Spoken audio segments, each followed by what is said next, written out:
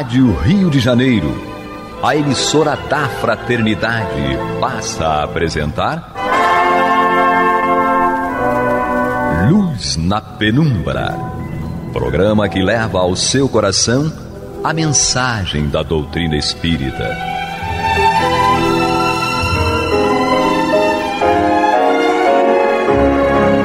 E com vocês, Henrique Parente, para o estudo de obras póstumas.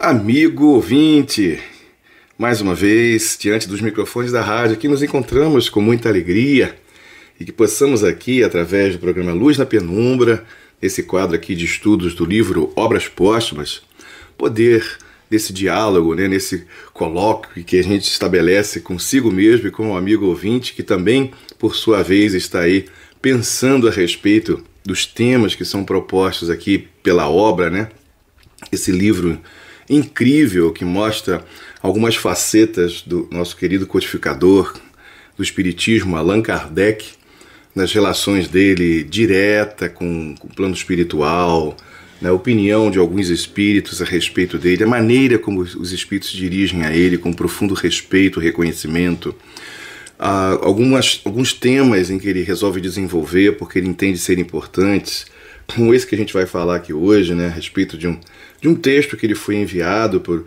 uma pessoa que ele não diz o nome, então já trazendo um tema aqui para a nossa reflexão.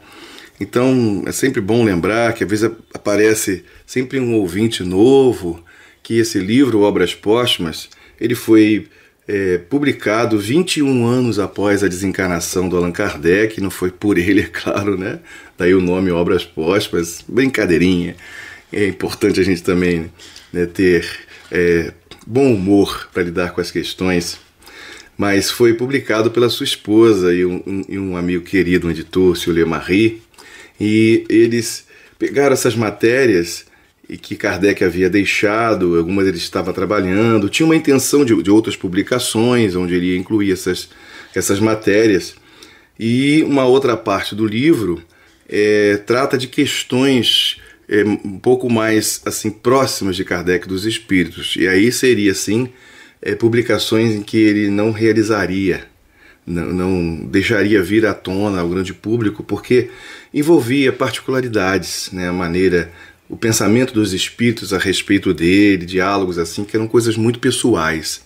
Mas, 21 anos após a desencarnação, e uma forma das pessoas conhecerem um pouco da pessoa dele, além daquilo que o mundo já conhecia, o caráter, o aspecto científico, o interesse pela educação, mas também um pouco dessa relação do trabalho de pesquisa e o que gerou as muitas publicações, e isso ele realmente resguardaria para ele, não publicaria. Mas foi publicado de uma forma bacana para que a gente pudesse ter contato, para todo aquele que aprecia a doutrina espírita, que tira dela conhecimentos que possam modificar a nossa vida, a estrutura da nossa vida, porque esse é o objetivo de conhecimento espírita, não é somente você confirmar determinadas crenças a respeito da reencarnação, da questão da comunicação com o plano espiritual, ou algumas outras questões, não é só neste sentido. Eu acho que uma obra como essa, que é um tratado de pedagogia, de ciência espiritual, porque a ciência material, ela dá conta das coisas materiais, mas não existia uma ciência espiritual. Kardec, ele inaugurou uma ciência espiritual. Isso é um título que não tem como a gente tirar dele, não. Então, o que existiu e sempre existiu eram as matérias, sempre existiram espíritos, sempre houve mediunidade, sempre houve um corpo de fenômenos produzido pela própria pessoa, fenômenos anímicos. Isso sempre existiu. Agora, construir uma doutrina balizada na pesquisa e desenvolvimento de uma ciência espiritual, aí não. Aí foi o senhor Allan Kardec que inaugurou isso no mundo, deixando para nós um legado. Então, a gente tem aí uma estrutura bem delineada, bem montada, para que através disso a gente toque para frente essa bola, né? Para que a partir do que foi feito a gente descubra muitas coisas e que venham coisas novas, mas que estejam balizadas, estruturadas no campo da pesquisa científica. Então a gente vai comparando as coisas a partir do fenômeno em si, estabelecendo um senso, os critérios que Kardec utiliza, esses precisam ser repetidos. Não é para deixarmos de lado, não, como se aquilo só acontecesse na época de Kardec ali, não, de jeito nenhum. A não ser para aqueles que não tenham essa veia, né, ou esse caminho de estruturar esse senso científico. Aí não, aí realmente as pessoas vão só colher os frutos que ali já foram destinados para nós. Mas isso já é importante, porque a grande maioria de nós não somos pesquisadores de fato, mas não deixamos de o ser também, à medida que estamos compulsando aí as páginas espíritas, estabelecendo uma comparação, observando a nossa conduta diante daquilo que nos é ofertado. Então a gente, de certa forma, também, num determinado nível, podemos até nos considerar pesquisadores, porque nos interessa esse tipo de conduta, porque a gente deseja caminhar com a verdade. Então é preciso buscar a verdade.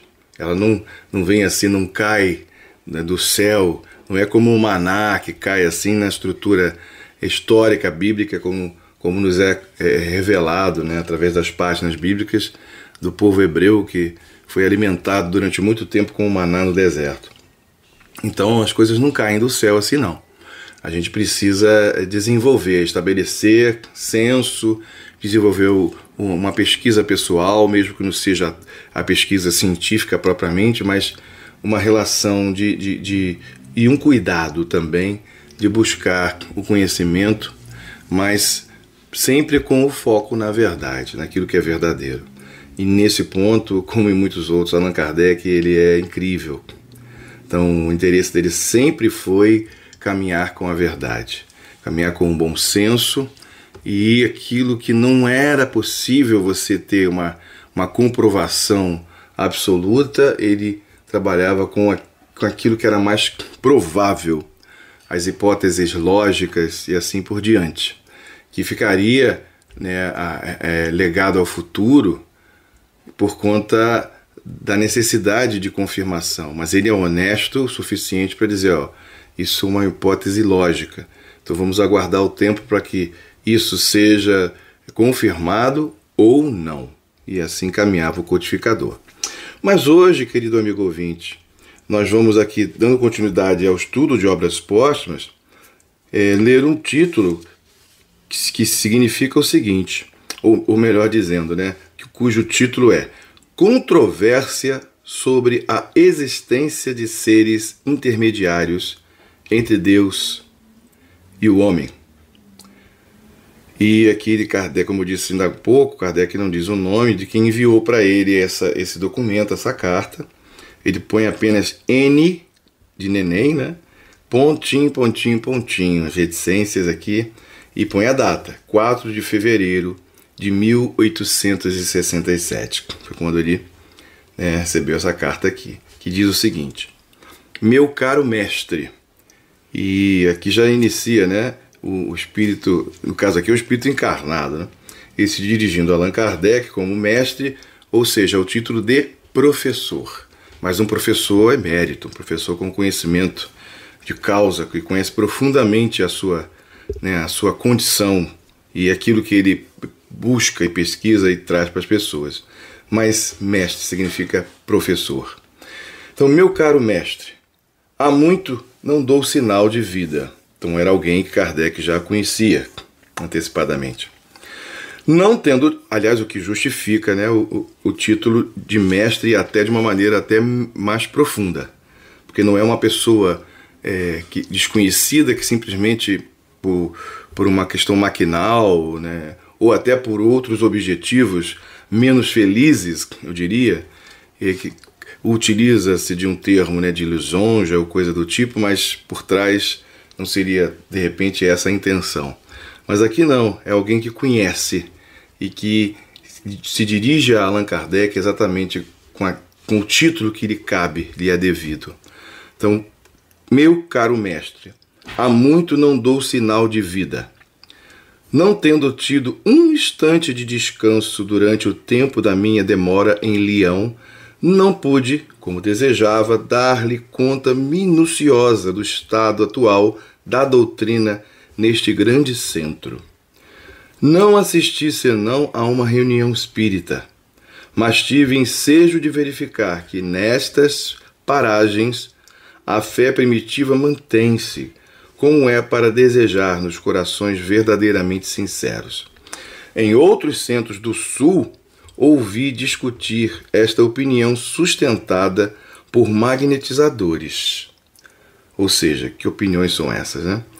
Muitos fenômenos, chamados espíritas, são simples efeitos do sonambulismo, nada mais fazendo o espiritismo do que fazer uso do magnetismo ou valer-se do nome dele. E aí ele está descrevendo que ele ouviu isso no sul do país, pessoas fazendo, né, esse tipo de comentário, como se Kardec tivesse, na verdade, falando daquilo, exatamente daquilo que o magnetismo falava de uma maneira diferente, mas com um conteúdo próximo. E isso, no sentido, né, que era atribuído, era uma forma de diminuir o trabalho de Kardec, coisa que esse amigo aqui não concorda, né? Então, continuando o texto, é, como vedes, um novo ataque contra a mediunidade. Segundo estes senhores, tudo o que escrevem os médiuns é puro resultado das faculdades da alma encarnada. E ela que, desprendendo-se momentaneamente, pode ler o pensamento das pessoas presentes. É ela que vê a distância e prevê os sucessos. É ela que, pelo fluido magnético espiritual, agita, eleva, lança por terra as mesas, ouve os sons, etc. Tudo, em uma palavra, repousa sobre a essência anímica sem a interferência de seres espirituais. Então, é como se fosse até uma negação da questão da influência espiritual, né, e das possibilidades que poderiam existir a partir desse canal de comunicação. Eles emprestam aí à própria pessoa um potencial incrível de produzir ela própria, mesmo que de forma inconsciente, muitas vezes, os fenômenos, né, alguns citados aqui, mas os fenômenos variados que existem no campo da mediunidade. Então, estou negando a mediunidade, né? Não é novidade o que vos refiro, dir-me-eis vós. Eu mesmo tenho visto há muitos anos alguns magnetizadores sustentarem essa tese. Mas hoje procura-se implantar essas ideias que me parecem contrárias à verdade. Sempre houve, e por enquanto ainda haverá, pessoas que tentam confundir as coisas. Ao invés de ela buscar a verdade, ela quer impor uma outra verdade que ela, muitas vezes, ela própria sabe que aquilo não é verdadeiro. Isso é muito grave, mas infelizmente é o mundo que a gente vive, as nossas condições evolutivas ainda garantem que esse tipo de comportamento ele ainda exista, faz parte, mas a gente precisa lidar com tudo isso. E por isso também Deus permite que aconteça. Então é a nossa luta, né, pessoal, e também a nossa luta coletiva. É sempre um erro procurar os extremos, e há tanta exageração em tudo atribuir ao sonambulismo, como o haveria da parte dos espíritas em negar as leis do magnetismo. Não se pode subtrair a matéria às leis magnéticas, como o espírito às espirituais. Até onde chega a influência da alma sobre o corpo? Qual é a parte da força inteligente nos fenômenos magnéticos? qual a do organismo. Eis aí questões de alto interesse, questões graves, tanto para a filosofia como para a medicina. Enquanto não resolvem estes problemas, vou citar-vos algumas passagens do Charpignon de Orleans, que é partidário da transmissão do pensamento. Então ele aqui faz uma citação, a respeito do Dr. Charpignon. Como vereis, ele confessa-se impotente para demonstrar que a causa da visão propriamente dita seja a extensão do simpático orgânico, como pretendem muitos autores.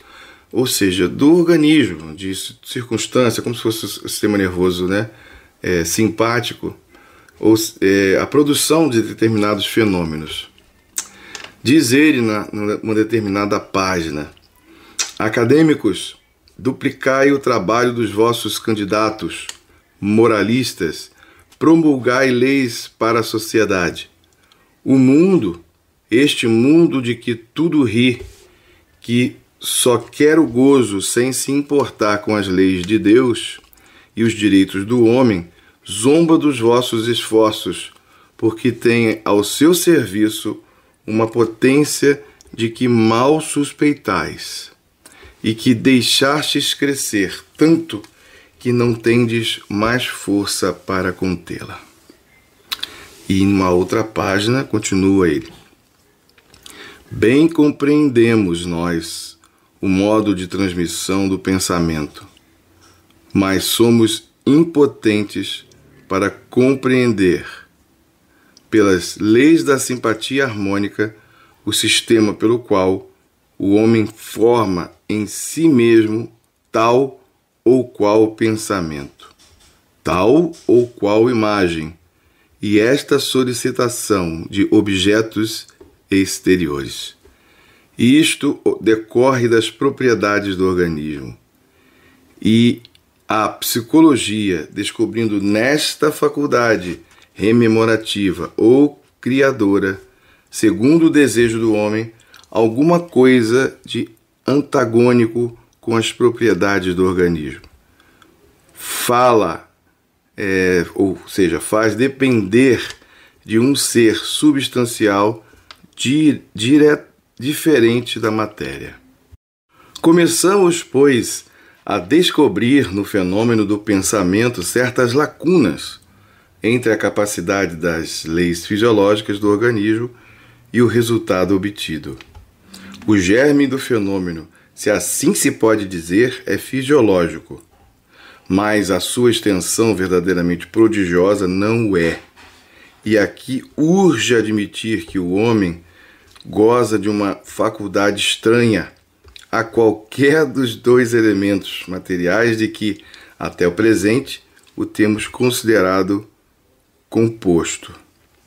O observador de boa fé reconhecerá, portanto, no caso de uma terceira parte constitutiva do homem, parte que começa a revelar-se-lhe, sob o ponto de vista da psicologia magnética, por caracteres novos e semelhantes ao que os filósofos dão à alma. A existência desta, porém, acha-se mais bem demonstrada pelo estudo de outras faculdades do sonambulismo magnético. Assim, pois, a vista à distância, quando completa e claramente insulada da transmissão do pensamento, jamais poderá ser explicada pela extensão do simpático orgânico. É bom lembrar que esse texto aqui não é especificamente de Kardec, mas ele publicou esse texto com a intenção de que a gente entre em contato com essa movimentação toda, Tudo que em termos de conhecimento era produzido por conta do que estava acontecendo ali, naquele momento histórico na Europa, e que iria espalhar-se por todo o mundo. Eu não digo todos os lugares, mas aos poucos o mundo ia acabar aproximando-se de determinados conceitos, de determinadas crenças num nível diferente do que elas estão acostumadas e assim por diante, né? No desenvolvimento de intelectualidade e por aí vai, que é fruto, né, da necessidade humana de desenvolvimento e vinculado, né, à própria questão, né, do homem tornar-se o ser destinado a herdar esse mundo aí do jeito que ele é, tornando-o um mundo melhor. Então, uma outra página desse texto está escrito o seguinte: nenhuma dúvida temos, precisamente por causa das leis psicológicas que apontamos neste trabalho, de que a alma humana pode ser esclarecida diretamente por Deus ou por outra inteligência. Acreditamos que esta comunicação possa realizar-se no estado normal e no estático, que é um dos fenômenos produzidos pela alma, quer seja espontânea, quer artificial. E numa outra página aqui, repetiremos, pois, que a previsão humana natural é limitada e não poderia ser tão precisa, tão constante e tão largamente exposta como foram as previsões dos profetas sagrados e de outros homens inspirados por inteligência superior à alma humana. E num outro trecho, né, porque é uma sequência onde ele foi retirado de determinados pontos porque não enriqueceriam tanto o assunto. E por si só, nem sempre os assuntos, né, eles são tão simples ou, né, assim, de pouca dificuldade de compreensão, né? Mas a gente vai chegando lá aos poucos à medida que a gente vai mergulhando, né, nesses trabalhos todos. Mais à frente um pouquinho, uma outra página que seria, é dito o seguinte: a ciência e a crença no mundo sobrenatural são dois termos antagônicos, mas, digamos-lo logo, é isto devido à exageração de ambas as partes. Parece-nos muito possível a aliança entre a ciência e a lei, e desde que ela se efetue, o espírito humano se achará no auge da sua perfectibilidade terrestre. Eu particularmente gosto muito dessa palavra. Então aqui, né, dando uma sequência de outras páginas, né, coloca Kardec: nenhuma dúvida temos, precisamente por causa das leis psicológicas que apontamos neste trabalho, de que a alma humana pode ser esclarecida diretamente por Deus ou por outra inteligência. Acreditamos que esta comunicação possa realizar-se no estado normal e no estático. Seria um dos fenômenos, né, provocados pela alma. Um abrandamento, um aprofundamento, né, nesse transe em que a pessoa entra nesse estado assim, de uma relação, né, de uma ligação mais profunda com aquilo que ele estaria vendo, entrando em contato no campo espiritual. E até é dito que esse quadro é até perigoso, porque a pessoa pode ficar tão maravilhada com o que está vendo, nas suas relações com o que está vendo, que ele pode querer permanecer e não querer voltar para o corpo, porque é um estado de emancipação da alma. E aí a coisa vai ficar perigosa, porque pode provocar uma desencarnação, né? Porque você perde totalmente o interesse pelo seu estado atual. Você passa a desejar aquilo que você está vendo de maneira tão profunda. Então, são situações complexas. Então, só voltando aqui para a gente não perder o fio da meada, né? Fechando nosso estudo de hoje também. Acreditamos que esta comunicação possa realizar-se no estado normal e no estático, quer seja espontânea, quer seja artificial. Então nós vamos nos próximos programas dar continuidade aí a esse texto para a gente fechar a ideia, Porque o que a gente faz, querido amigo ouvinte, é passear pelas páginas dessas obras para que todos nós, e a gente se inclui também nisso, possamos conhecer o trabalho de Kardec e de cada frase, de cada texto, de cada parágrafo, tirarmos dentro das nossas possibilidades conhecimento, tirar ilações, como a gente costuma dizer, né? Ou seja, aprender com aquilo que a gente está lendo, para que aquilo faça sentido para nós, mas não para construir apenas intelectualidade ou erudição, mas para que a gente possa, com isso, aplicar à nossa vida, à nossa existência, essas questões. Então, até lá, muita paz a todos e que Deus possa abençoar a cada um de nós nessa empreitada que é viver. Muita luz. Você está ouvindo o programa Luz na Penumbra.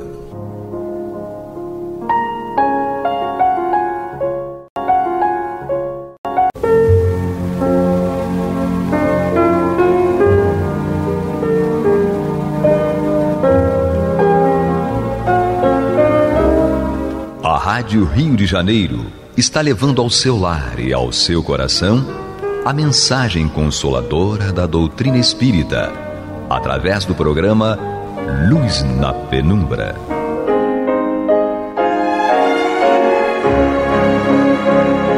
E com vocês, Antônio de Pádua Barbosa, para comentar o Evangelho segundo o Espiritismo, da obra codificada por Allan Kardec. Olá, meus amigos, muito boa noite. Estamos aqui de volta ao programa Luz na Penumbra, no qual nós estudamos o Evangelho segundo o Espiritismo de Allan Kardec. Estamos aqui no seu capítulo 1, que iniciamos o estudo no último programa, no qual nós estudamos o capítulo, o item intitulado Moisés, e hoje é o item intitulado O Cristo, que seriam os itens 3 e 4. Vamos ver aqui o que nos traz Allan Kardec para este nosso estudo. O item 3. Jesus não veio destruir a lei, isto é, a lei de Deus, veio cumpri-la, ou seja, desenvolvê-la, dar-lhe o verdadeiro sentido, adaptá-la ao grau de adiantamento dos homens. Aquilo que eu falei no programa passado. Na época de Moisés, os homens tinham um entendimento, porque estavam recém saindo de uma escravidão de 400 anos. Eram homens muito embrutecidos. Passaram-se 1.200 anos, 12 séculos.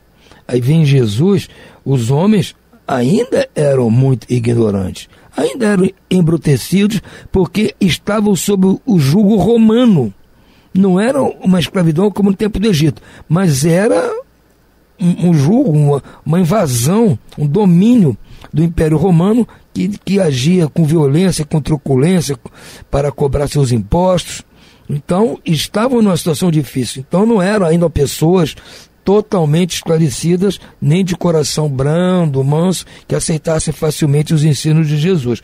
Por isso que ele veio aqui, dar-lhe o verdadeiro sentido e adaptá-la ao grau de adiantamento dos homens.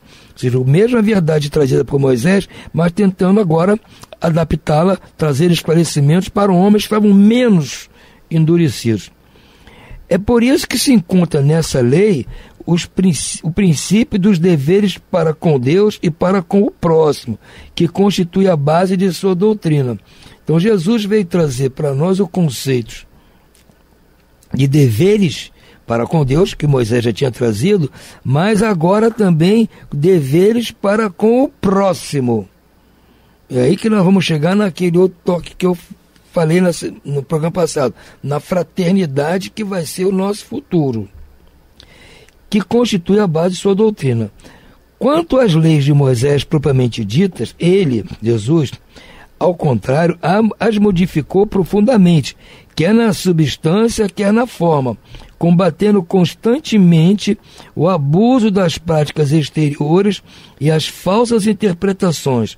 Não podia fazê-las passar por uma reforma mais radical do que as reduzindo a esta prescrição: amar a Deus acima de todas as coisas e ao próximo como a si mesmo.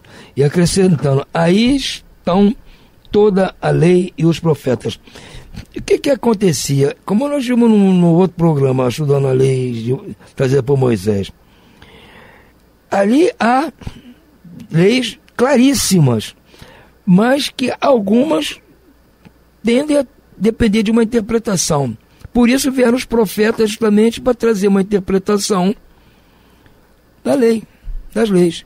Os profetas humanos como nós não tinham suas interpretações, seus modos de pensar. E as pessoas que ouviam esses profetas entendiam também do seu jeito, do seu modo de pensar. Então, criando a tradição, como eles chamavam.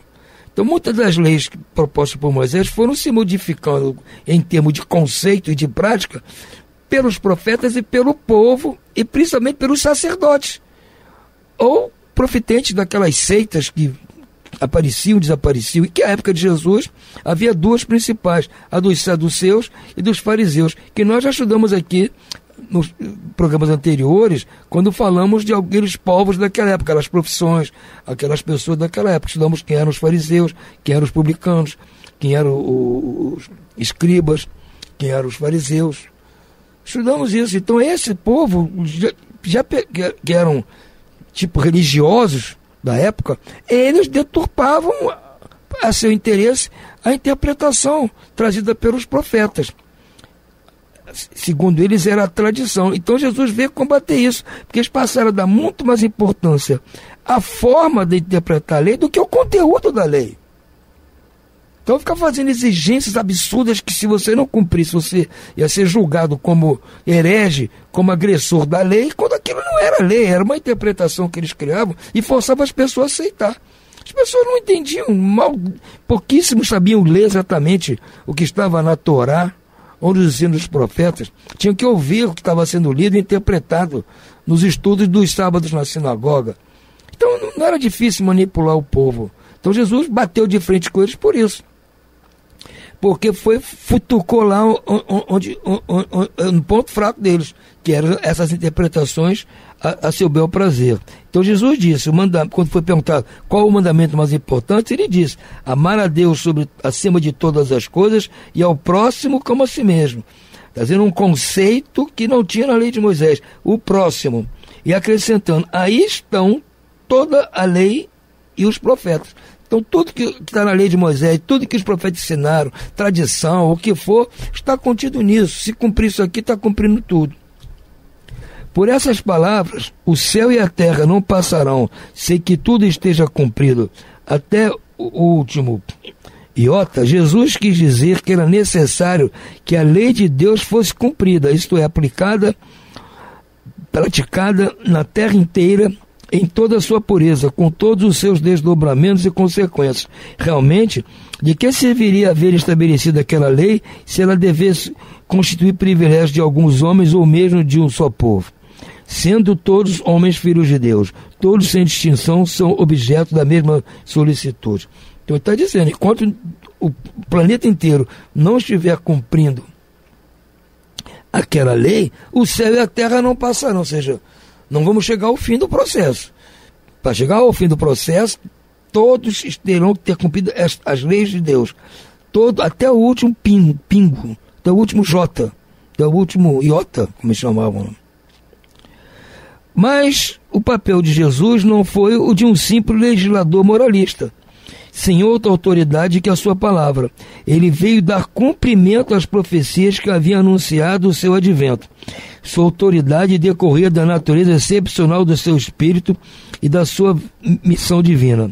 Veio ensinar aos homens que a verdadeira vida não é a que transcorre na terra, e sim no reino de Deus. Veio ensinar-lhes o caminho que conduz a esse reino, os meios de eles se reconciliarem com Deus e de pressentirem esses meios na marcha das coisas por vir, para a realização dos destinos humanos. Então, o que está nos passando aqui? Exatamente isso. O que é o Evangelho? Evangelho quer dizer a boa nova, a boa notícia. Qual é a boa notícia que Jesus trouxe? Justamente isso, que o verdadeiro reino não é o reino humano, que estavam acostumados lá, por exemplo, o rei de Judá, o Império Romano. Isso é da terra, isso não é o verdadeiro reino. O verdadeiro reino é o reino de Deus. É para esse reino que nós estamos indo. É para lá que temos que trabalhar. Temos que trabalhar aqui para ser felizes lá. Foi isso que Jesus veio nos dizer. E a maneira de sermos felizes neste reino é dar mais importância às leis deste reino do que às leis dos homens. E a lei principal é essa: amar ao próprio Deus e aos homens como a nós mesmos. E se nós cumprirmos isso, estaremos cumprindo aquilo que o reino de Deus nos solicita para aceitar nosso ingresso lá. Não adianta aqui você lutar para ficar rico, ficar saudável, ficar bonito, ficar tudo isso aqui que agrada a você e as pessoas que convivem com você, o seu poder, você tem poder, tem isso, você é um rei, você é um nobre, você é um super religioso, tudo agrada aqui, mas não tem nada a ver com o verdadeiro reino. Foi isso que Jesus veio nos dizer. Entretanto, ele não disse tudo, limitando-se a respeito de muitos pontos, lançar o germe de verdades que, segundo ele próprio declarou, ainda não podiam ser compreendidas. Exatamente, muitas das coisas que ele trouxe, muitos conceitos, nós hoje não entendemos que dirá naquela época. Falou de tudo, mas em termos mais ou menos explícitos. Para apanhar o sentido oculto de certas palavras suas, era necessário que novas ideias e novos conhecimentos lhes trouxessem a chave. E essas ideias não podiam surgir antes que o espírito humano houvesse alcançado um certo grau de maturidade. Então, para entender mais profundamente esses conceitos simples de Jesus, que é amar o próximo, e que precisamos fazer para isso, é amar o próximo. E o que eu preciso fazer para amar o próximo? Ele disse para nós: faça ao próximo aquilo que gostaria que o próximo lhe fizesse. Aí também disse: aí está toda a lei dos profetas. Ele repetiu isso. Exatamente. Mas é muito simples. E tudo que é simples para nós é difícil. Tudo que é simples para nós torna-se dificílimo. Nós temos muita dificuldade de praticar o simples, porque nós somos pessoas ainda muito complicadas. Então, o complicado para nós é mais fácil. Porque se não conseguimos fazer o complicado, temos a desculpa: não, mas era muito complicado. Não fiz porque era complicado. Então para nós, é muito mais cômodo lidar com o complicado. Porque se não fizermos o complicado, por dificuldade qualquer, temos a desculpa: é complicado. Agora, o simples, se não conseguimos fazer o simples, qual é a desculpa que nós vamos dar? Amar o próximo. Que coisa mais simples que isso? Fazer o próximo aquilo que eu gostaria que o próximo me fizesse? Não é coisa mais simples. Mas é difícil para nós fazermos isso. Temos super dificuldade com isso. Mas não temos a desculpa de que foi proposta uma coisa simples. Então preferimos esconder, não fazer, pensar em outra coisa. Por isso que diz aqui: essas coisas que Jesus ensinou precisavam ser repetidas em épocas que as pessoas tinham mais facilidade de entender. Ele diz assim: essas ideias de Jesus não podiam surgir antes que o espírito humano houvesse alcançado um certo grau de maturidade. Ou seja, nosso espírito humano já está atingindo uma maturidade tal e já nos facilita esta compreensão desse conceito de amar o próximo, de fraternidade, de uma sociedade justa. Porque neste período de 1800 anos de Jesus até o século XIX, vieram para nós vários ditos santos da igreja nos trazer esses conceitos novamente. Vieram vários filósofos e até ateus que não tinham religião alguma, mas nos trouxeram grandes conhecimentos filosóficos baseados principalmente naquilo que os filósofos gregos já tinham trazido da época de Sócrates, Platão, Aristóteles, Pitágoras e outros trouxeram, e que para nós naquela época isso passou batido, porque eram conceitos muito, muito acima do nosso entendimento, mas foram Isso veio ficando no nosso inconsciente, até que chega um ponto que nós já estamos alcançando uma maturidade tal que já podemos aceitar essas coisas. Aí vem o advento do Espiritismo, porque veio por uma época que nos possibilita isso. A ciência tinha de contribuir poderosamente para a eclosão e desenvolvimento de tais ideias. Era preciso, pois, dar tempo à ciência para progredir, porque paralelamente a esse avanço filosófico, trazido, como eu disse, por santos da igreja, por filósofos, principalmente a partir da época do iluminismo, né? Chama-se iluminismo por isso, porque era a época das luzes intelectuais, grandes filósofos, aí a lista deles, não vale a pena nem aqui citar todos eles. Não é? E vieram os avanços científicos também nesta mesma época, a partir do século XV, XVI. Houve aquela transformação na própria igreja, advindo a igreja protestante, para tentar pôr um rumo mais ligado aos preceitos do Cristo, ao ensino religioso. Então já foi formando aquele arcabouço para facilitar o nosso entendimento, o nosso avanço na maturidade. Então a ciência trabalhou de um lado, esses filósofos religiosos trabalharam de outro lado, para permitir que, a partir do século XIX para cá, nós já possamos entender melhor esses conceitos simples de Jesus. Não é verdade? Então, nós vemos hoje que nós podemos passar esses conceitos de um para os outros. Na boa, eu posso passar para vocês, vocês passarem para mim, eu passar para as pessoas com quem eu convivo, vocês passarem esses conceitos para as pessoas com quem vocês convivem. Está nas mãos de cada um de nós. Nós não estamos dependendo de uma estrutura religiosa como era na época do Cristo. Cristo talvez fosse ouvido se ele fosse um membro do Sinédrio, da cúpula de sacerdotes. Mas ele não teria como falar isso, porque aquela gente não ia permitir. Então ele teve que vir como uma pessoa simples do povo. E foi condenado por isso. Mas esses conceitos ficaram.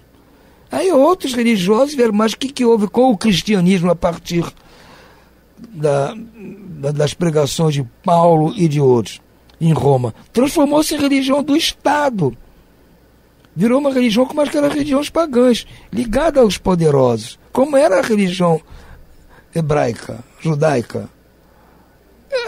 Na época, o povo Israel era um Estado teocrático. Era o rei e os sacerdotes. E pronto. Então, criaram uma estrutura igual.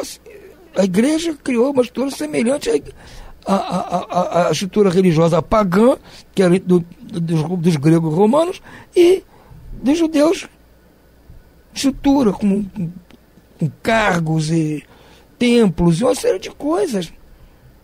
Aí impondo às pessoas esses conceitos corretos do Cristo. Mas as pessoas não vão entender muito bem isso. Ou filósofos com grande conhecimento. Você vai negar o conhecimento de René Descartes? Né? Do Leibniz, né? De Immanuel Kant, grandes filósofos, sério, ensinamentos belíssimos. Mas quem é que tem acesso? Os pensadores gregos, quem é que tem acesso a isso? Está lá em cima, numa casta. Até porque naquela época, quantas pessoas sabiam ler para poder acompanhar isso? Nós hoje temos conhecimento que nós sabemos ler. Então pegamos esses livros antigos, está tudo escrito, a gente lê. Mas naquela época os livros estavam lá, mas quem é que podia ler? Quem é que sabia ler aquilo? Não é que fosse proibido ler, mas não tinham condição de ler. Então estava reduzido a uma casta de gente. Hoje não. Isso que nós fazemos aqui, divulgando pela rádio, é normal. Qualquer pessoa pode ouvir, pode entender, pode interpretar, pode questionar, pode contrapor, trazer sua ideia. É democrático.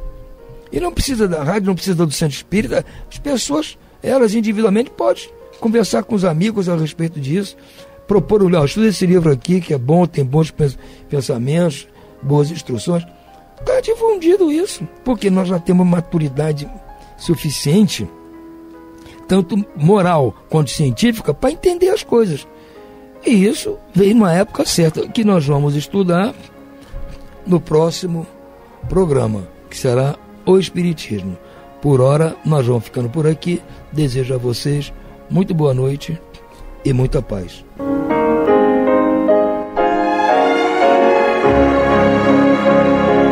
E vamos ouvir agora a prece de encerramento de nosso programa, na voz de Geraldo de Aquino. Jesus, dá-nos coragem para a luta, piedade para os insultos e misericórdia para as injustiças e ingratidões. Limpa nossa alma de inveja e ambições mesquinhas, de ódio e de vingança o nosso caminho. E que dentro em pouco, ao recolher-nos de novo ao calor do nosso leito, para que o sono nos dê a paz e o esquecimento das tristezas humanas, possamos sentir, Senhor, no mais íntimo de nosso ser, a doçura indefinível do Teu amor e a grandeza incomparável da Tua divina presença. Que assim seja.